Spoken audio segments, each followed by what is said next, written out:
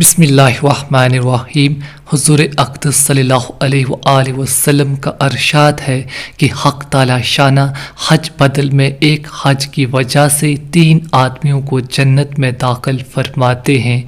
ایک مردہ جس کی طرف سے حج بدل کیا جا رہا ہے، دوسرا حج کرنے والا، تیسرا وہ شخص وارث وغیرہ جو اب حج کرا رہا ہے، یعنی حج بدل کے لیے روپیہ دے رہا ہے۔ بسم اللہ الرحمن الرحیم۔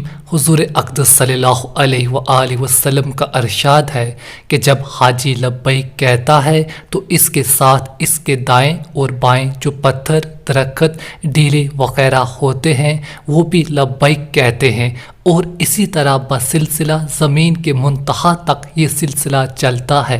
بسم اللہ الرحمن الرحیم۔